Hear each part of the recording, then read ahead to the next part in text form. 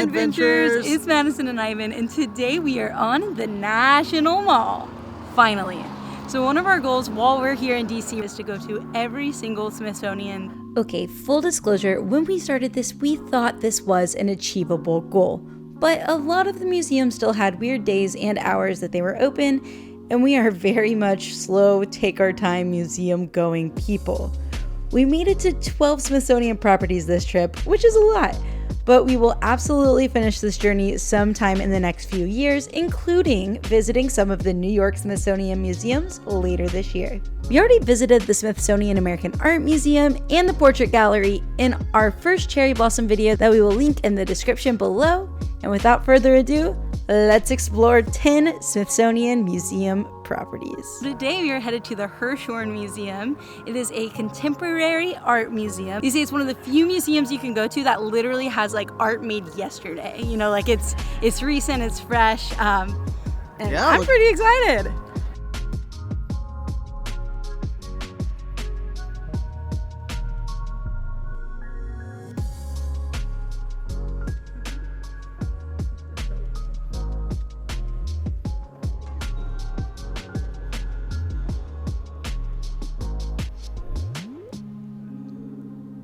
We started with the section by Laurie Anderson, which has such a fascinating variety of pieces. Then we moved to the works by Marcel Duchamp, a father of contemporary art, which was so cool and random, like a mustached Mona Lisa, a stool hanging from a string so you can see the shadow, and a box of sugar cubes that says, "Why not sneeze" on the bottom. There were so many fascinating art pieces in this museum, and I inspired Ivan to make one of his own. You're an artist. I'm immortalized through you. An artist featured in the Smithsonian.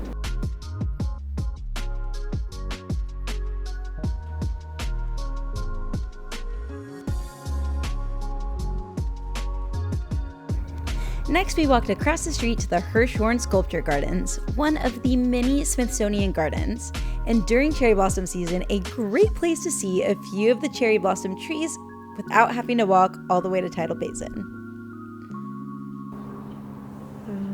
Hey, let me out. That was insane. I'm pretty sure that I went to this museum a few years ago and literally everything was different. When they say this, it was artwork that was literally made yesterday, like it really was just so fresh and like interesting. There's a lot going on. You walk in there, instantly the lights, the music, the clattering, the walls just filled edge to edge with artwork. Yeah, projections everywhere. It was pretty wild. Like I don't know if everyone is like me with their feelings on contemporary art, but there were definitely times in there where I was like, whoa, I feel like I'm on, like, I don't know how the people that work there stand in one of those rooms with that sensory overload all day long. It's quite dizzying. You get on the escalator and you're like, all right, I got a grip on reality. Yeah. Then like every now and then you would like get a break and walk to a silent room and you would just be like, whoa. Like you hear silence in a new way. I really liked Laurie Anderson's entire gallery, really. I really liked the black room with the white text all over. Yeah. And all the quotes on it were so fascinating. I like her style. Yeah. I think one of my favorite parts of her exhibit, she was photographing men that catcalled her on the street. And I just thought that was so interesting. So she would write, have a photo of the man with, censored over his eyes. And then she would write, like what he said and how he reacted to her then taking his photo. She like took control back with the photos. That was really fascinating. I thought that was pretty cool. And she like has a techie side to her as well, right? Like she does a lot of like virtual reality and like kind of mixed experience, like clay with projection on it. It was really cool. Yeah. Really cool. That was really neat. And now we're going to continue to adventure through more and more of the Smithsonian. On to the next. Now we are headed to the Smithsonian Arts and Industries building, which actually just opened up after 20 years of the building being closed out of commission because of structural issues. So this building was actually like the original Smithsonian. Like before any of these other museums were even a thought, all of the museums were combined into one national museum, and that was this building. It is beautiful, and I'm really excited to go check it out. I've definitely never been to this one, but I do love the density of all of these museums. Yeah. Like a short 2-minute walk to go from one museum onto the next one. Yeah. If even, very leisurely 2-minute walk. Like here we are at the Hirshhorn Museum. And this is where we're going. Arts and Industries building. This building is currently housing the Futures exhibit, so we ventured through past ideas that created the futures we're living in now. The machine used to make the world's first synthetic plastic, the original baby monitor and patent models, and the first video game. My future looks madventurous. Ooh, red. Then we saw things happening now that will change the future, from cloning endangered species to using 3D printers to create coral reefs or replicate items of historic significance, to making your own insulin at home and solutions for a global internet.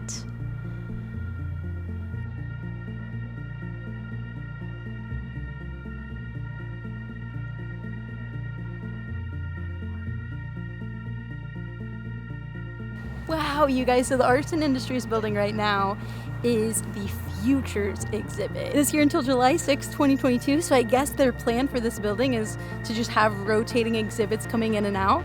But this one was super cool, so if you're here during that time, you gotta check it out. I'm sure whatever they have next will also be super cool. I really loved seeing the bigger models. So they had the Virgin Hyperloop there, and like they have the sound, the vibrations, make you feel like you're really there, explain to you why it's so important and how it's like, you know, as sustainable as a electric vehicle but as fast as a plane. Yeah. Also the vertical takeoff human drone taxi was really cool too. Yeah, that was really cool. I really liked also the just the sustainability stuff. I mean, I guess you're right that the Hyperloop in a way was that, but also just kind of learning about the different foods, you know, like cricket flour and eating bugs, you know, of course. Yeah, Soylent, which Ivan has been a fan of for years. Yeah, early adopter. Yeah, wow. Also, though, the fact that literally if you just feed cows seaweed, they produce 80% less methane, which is really cool. Some sushi where the salmon from the sushi was made with like single cell that they reproduced. Oh. So that was really cool. And then the other one I thought was super cool too. It was a prototype, but it just turns air into water. So it like extracts, I guess, the humidity from the air and makes potable drinking water. Yeah, so it's super cool. You know, we got to see a lot of different like AI things, some of them silly, you know, seeing how AI hasn't fully been able to take on writing the way a human would. There were some great New Year's resolutions that AI had written based on its understanding of others' New Year's resolutions. So this is my New Year's resolution. Make 3 pillow forts a day. I think I like mine even more. Find out a cow's favorite color and wear it every day. It's a great New Year's resolution. So the eye tracking, that was my first time trying that. I played Minecraft just with my eyes. That was really cool. It's accurate, it's good, and you know, accessibility technology is very, very important. So yeah, so this was a great first day of experiencing every single Smithsonian. We have a lot more to go. Yeah.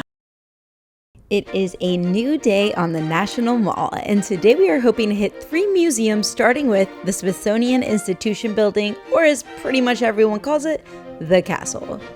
In the Smithsonian Castle, they have all sorts of things laid out about the history of the Smithsonian. Artifacts include Mr. Smithson himself. What you might not know about James Smithson is that he was a British scientist who never set foot on American soil. And while there's a lot of speculation, nobody knows why he left his fortune to us. Smithson left his estate to his nephew and his nephew's future heirs with the stipulation that if the nephew died without any heirs, the money would go to the United States to found at Washington under the name of the Smithsonian Institution, an establishment for the increase and diffusion of knowledge among men. How crazy is it that our country is so lucky that his nephew died without having kids? He probably had no idea what his donation would do. Started the largest museum and research complex in the world. $500,000 went a lot further back in the day. So this was a fun one. This one is like a a history museum about the history of a history museum. Happens to be the same history museum. It's like a good preview as well to see a few different items from each of the different museums. You can kind of walk by and get a feel for what all of them are going to be like. Like a Costco sample platter. Exactly, yeah, Costco samples. And then you can go to the food court and get yourself a hot dog at the end. Next, we're walking through the gardens to the National Museum of African Art. There are so many beautiful, vibrant pieces of art and artwork here, including artwork by Nelson Mandela himself.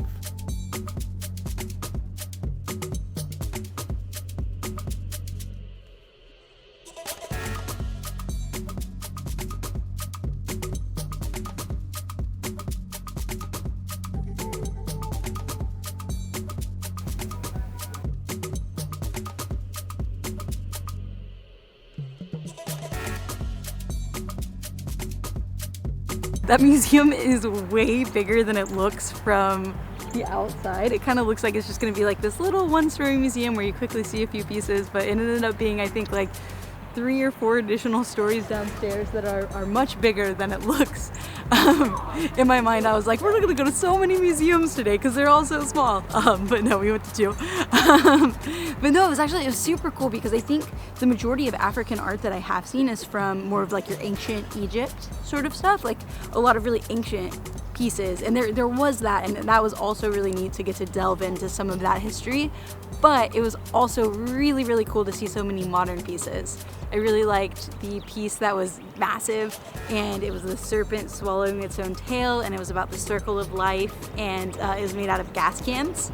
So that was pretty cool. I really liked the photography section. I loved getting to see the different portraits. Those pieces were so cool, so colorful, and so like strong and powerful. I just feel like we took in so much stuff so quickly because they were closing, and like I still need to like process everything that we just saw. There was a whole section that was kind of about like heroes and themes and elements of power displayed throughout art, and so that was really neat to kind of see. Like there was of course I like the interactive art as well, and there was a piece that was about feminism, and it was like a woman, she was mechanical and she was clapping. That was pretty neat. The cell phone coffin was cool. There's a trend where people were creating coffins based on the things that actually interested and like impacted them in life. And I just thought that was honestly really, really cool and unique instead of just getting buried in a piece of wood. So that was awesome. If you go here, realize it's much bigger than it looks, but you should definitely go here because it was really neat to get to experience all of that.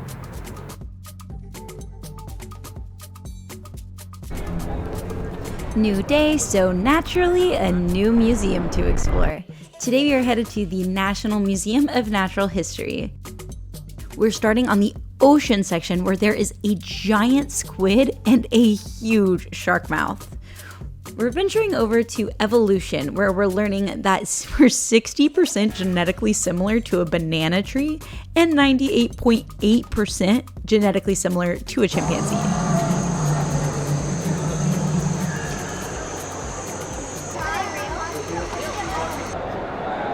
I think it was closed last time I was here. Then we're continuing on to the fossil section where we are seeing some mighty mammoths and dinosaurs. That little guy over there, that's an early horse. I don't think I could ride that. Oh, Coloradan. Next to the National Gem collection, where the star is the over 45-carat Hope Diamond.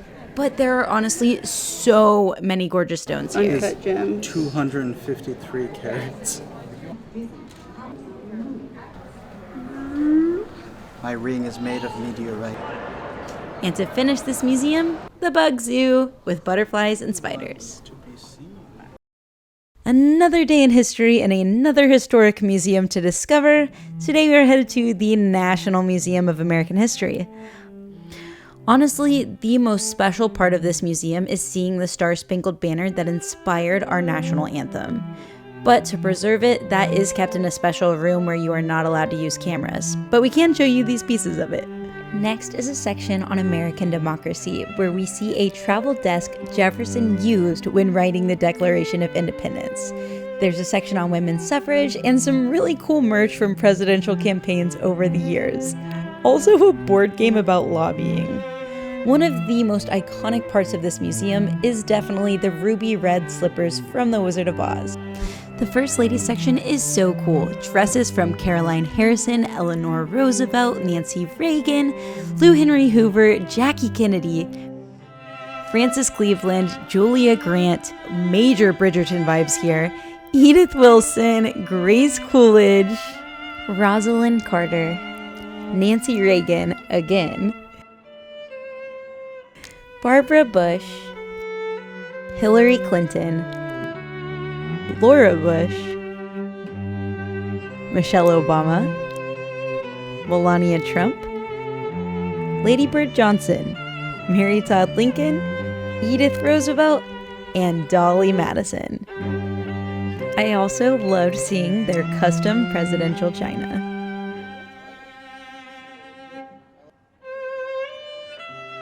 The coolest part of the American presidency section is definitely seeing Abraham Lincoln's iconic hat. In the Price of Freedom section, we see a Purple Heart and the Medal of Valor.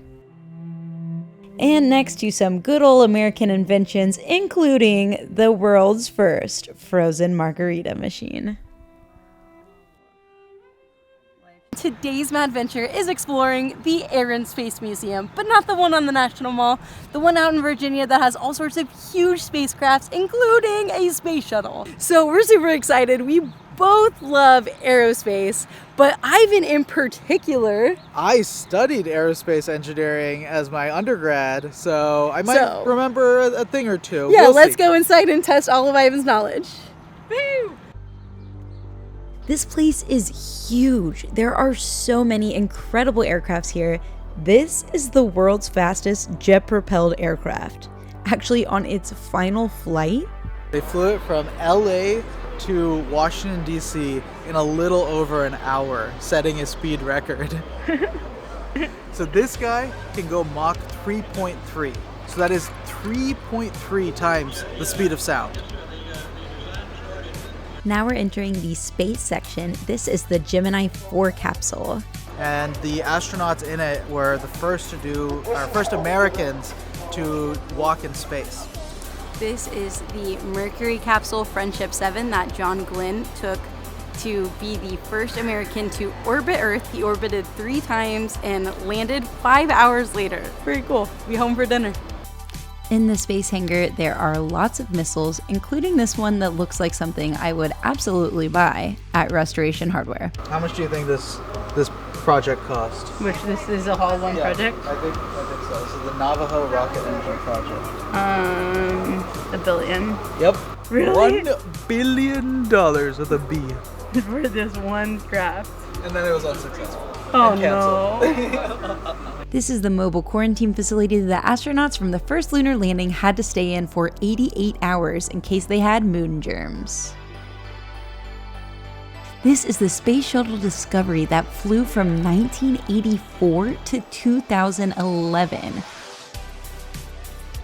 The restoration hangar is really cool, and today they're restoring Amelia Earhart's plane that she called her Little Red Bus.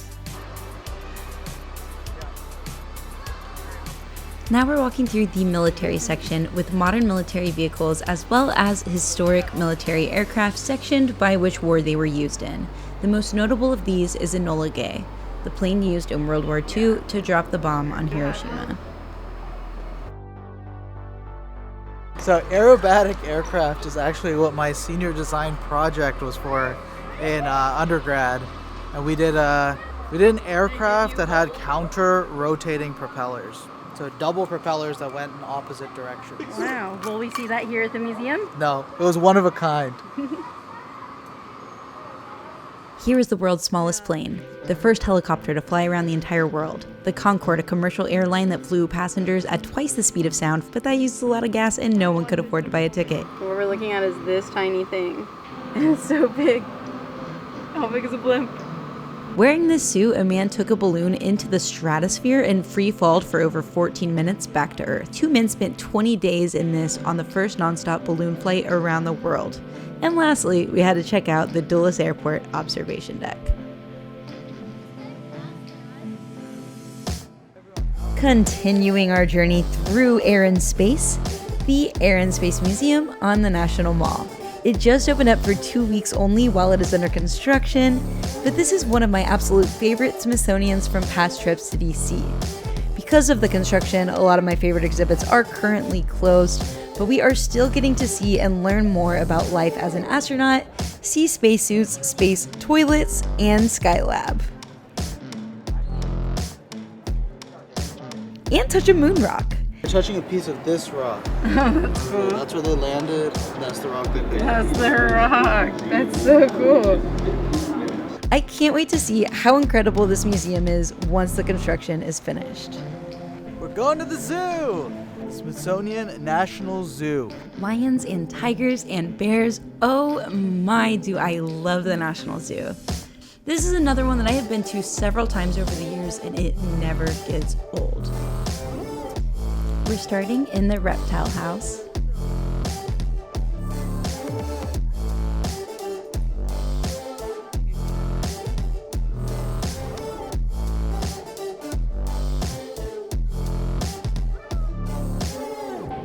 And now for my personal favorite, the Great Ape House.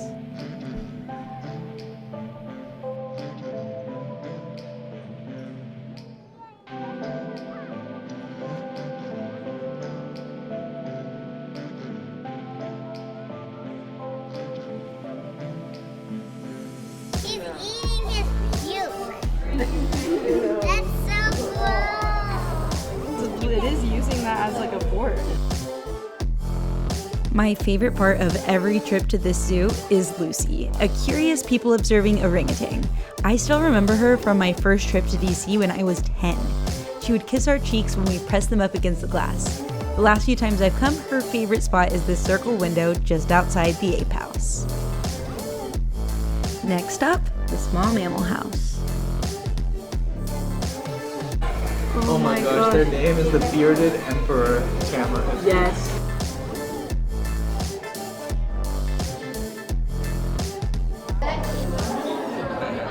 It's moving so fast for a sloth. Like I feel like it's But it moving at still its looks slow. yeah. You know, like, its motions are just so Yeah. fluid. I mean, it's still moving more slowly than like a norm. Like I think this is like its max speed.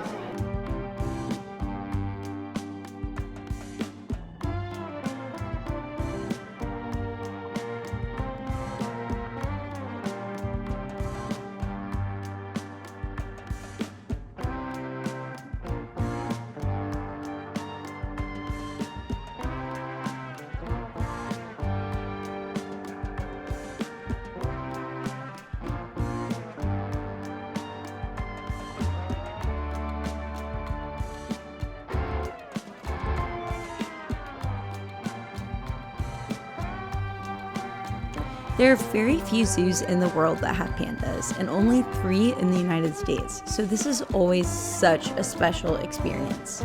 Especially right now, there is a baby panda here, less than 2 years old.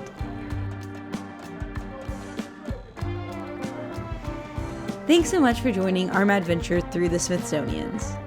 We had a silly good time, learned and saw so much, and I wanted to mention all of this is free. We have 2 more epic adventures here in DC, so go ahead and hit that subscribe button, hit that like button. We'll see you next week, and until then, remember to live your own adventure.